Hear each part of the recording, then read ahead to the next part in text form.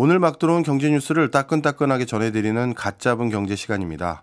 매일경제의 추동훈 기자, 그다음에 연합인포맥스의 정지석 기자와 함께합니다. 어서 오세요. 네, 안녕하세요. 안녕하세요. 예, 먼저 정지석 기자님, 네. 진짜 애플의 총체적 난국 이렇게 얘기해도 될 것 같은데, 물론 이제 미국 주식 애플도 있겠지만 네. 우리 먹는 사과가 더 큰 일처럼 보입니다. 요즘 사과가 금사과라면서요? 네, 아침에 뭐 사과 한 알 이제 진짜 건강을 지키는 수칙이었는데 이것도 잘하면 옛말이 될 것 같아요.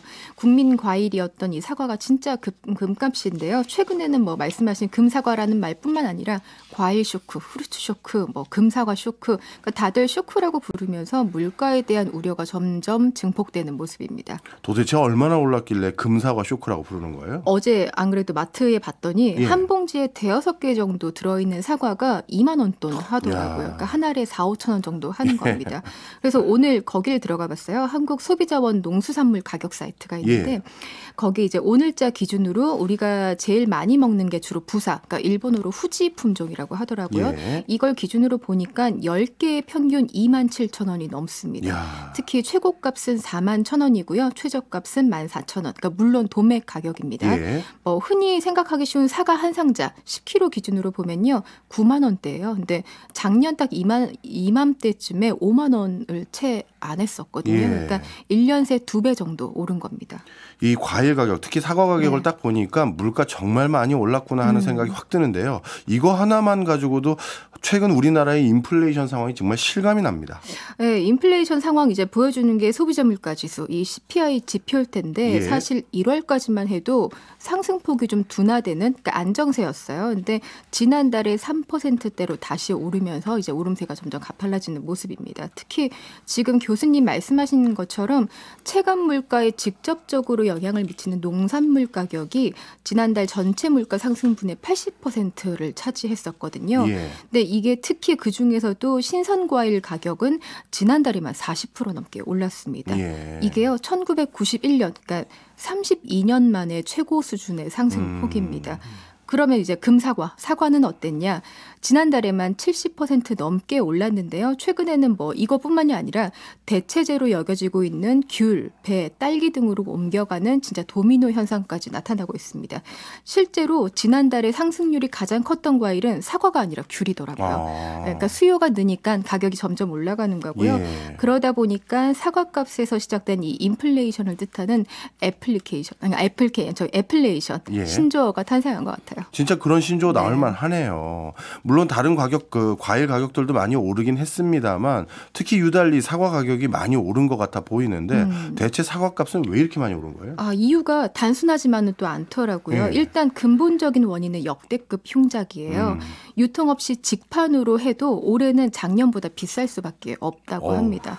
근데 작황이 왜 이렇게 문제인가 했더니 이상기후 때문이었는데요.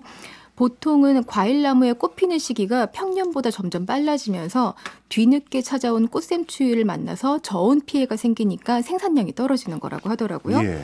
때마침 어제 농촌진흥청에서 생물계절 예측 모델을 공개했거든요. 이거 뭐냐면 계절에 따라서 작물의 변화를 예상해서 위험을 관리할 수 있도록 하는 농진청이 개발한 시스템입니다. 근데 여기에 따르면 그 사과 후지 품종 기준으로 올해 사과꽃의 개화 시기가 열 하루 정도가 당겨졌거든요. 근데 이게 올해만 그랬던 건 아니고 작년에도 비슷했다고 합니다. 작년 3월에 전국의 평균 기온이 50년 만에 최고치로 올랐었거든요.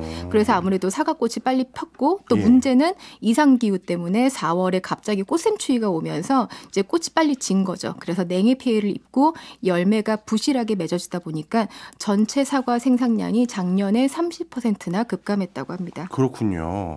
이 사과 가격 오른 거의 가장 큰 원인 중에 하나가 이상 기후 때문이라고 네. 한다면 앞으로도 이거 쉽지 않겠는데요? 그죠. 이미 뭐 50년 뒤에 우리나라에서 사과 재배 못한다라는 얘기도 있더라고요. 예. 그 농진청이 발표한 미래 사과 재배제를 보면은 지금과 같은 이상기후, 온난화가 이어질 경우에 2030년부터는 재배지가 눈에 띄게 줄어요. 근데 예. 보니까 2050년께에는 강원도에서만 가능하고요.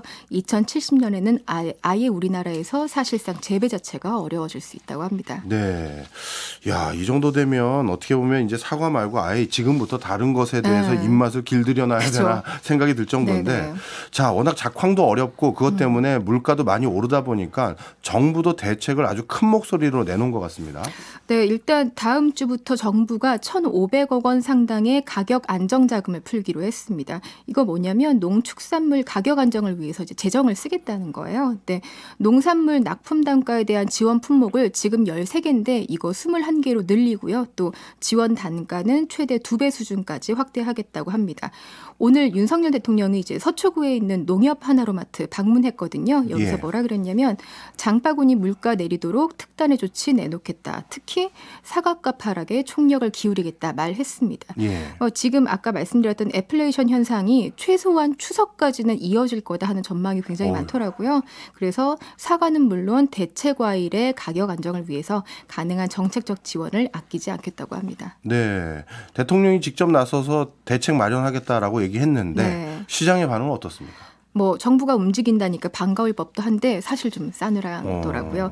일단은 이게 사과값 급등한 게 작년부터 일이잖아요. 예. 근데 너무 늦었다. 늑장 대응을 질책하는 목소리가 컸고요. 또 이거 총선 앞두고 민심 잡기 나선 거 아니냐 하는 지적도 있습니다. 그리고 단기간에 지금처럼 재정을 풀어가지고 해결하기보다는 근본적인 유통 구조를 개선하는 것 같은 해결책을 만들어야 되는 거 아니냐 이런 이야기도 있어요.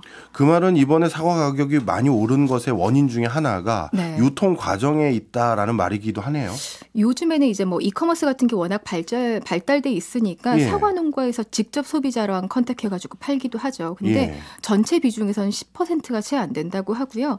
뭐 단언하기는 좀 어려운데 사과의 유통 비용은 거의 소비자 가격의 절반 수준이라고 합니다. 그래서 주요 농산물보다 유통 비용이 평균적으로 높대요. 네. 근데 구조를 좀 보니까 사과는 보통 수확하고 나면 생산자 단체인 영농조합법인을 거쳐서 도매시장이나 소매상 이렇게 이어지는데 이 과정에서 소수의 도매법인이 독점적인 수탁권을 가지고 경매에 참여하거든요. 그래서 사실상 이 사람들이 가격을 좌우한다는 겁니다. 아, 그렇군요. 네. 그런데 또 만약 이 과정을 거쳐서 유통 단계별로 10%에서 뭐 최대 30%까지 마진이 붙으면서 사과가 이제 비싸지는 건데 네. 그렇다고 마냥 유통 비용만 또 탓하기가 굉장히 어려운 게요. 예.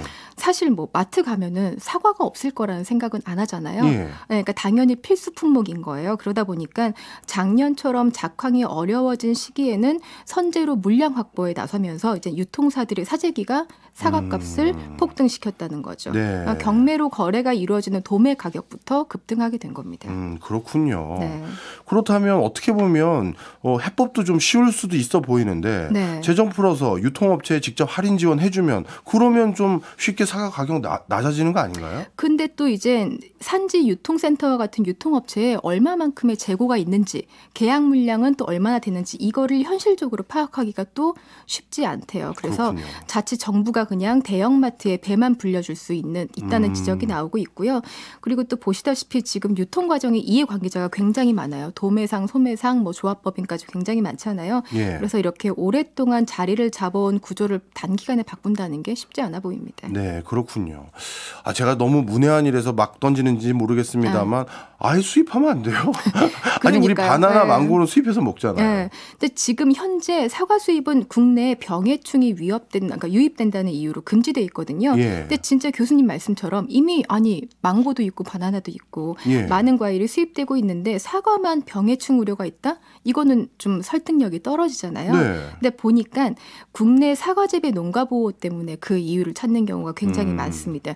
우리나라에서 사과 재배 면적이요. 국내 과일 재배 면적 가운데 가장 넓습니다. 아, 그래요? 네. 근데 또 사과가 저장성이 좋은 과일이라고 해요. 그렇다 보니까 여기다가 미국산 사과 같은 경우에는 2021년부터 관세도 완전히 철폐됐거든요. 예. 그러면 장기간 보관이 가능한 이 사과가 수입 사과가 싼 값에 들어오게 되면 어쩌면 국내 시장이 이제 영구히 잠식당할 수도 있다. 이런 우려가 있는 거죠. 네. 반대로 말하면 우리나라 국민들이 이렇게 사과 좋아하니까 해외에서는 한국에 네. 사과 수출하고 싶어하는 나라 꽤 있을 것 같은데요. 꽤 있습니다. 과일을 수입하려면요. 국제협약이랑 국내법 따른 절차를 밟아야 하거든요. 근데 네. 이게 과학적 증거에 따른 일종의 어떤 검역 절차입니다. 근데 무려 8단계를 거쳐야 하거든요.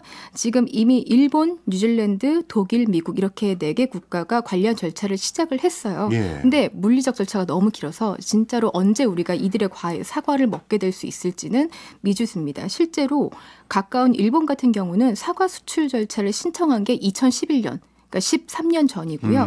뉴질랜드 같은 경우는 2008년부터 논의를 이어왔습니다. 네. 그리고 미국은 무려 1993년부터 논의를 시작했는데 아직입니다. 이야, 우리나라에 사과 팔고 싶은 나라는 그동안 많았었군요. 네, 많았더라고요. 알겠습니다. 사과 가격 빨리 좀 낮아졌으면 하는 바람이네요. 네.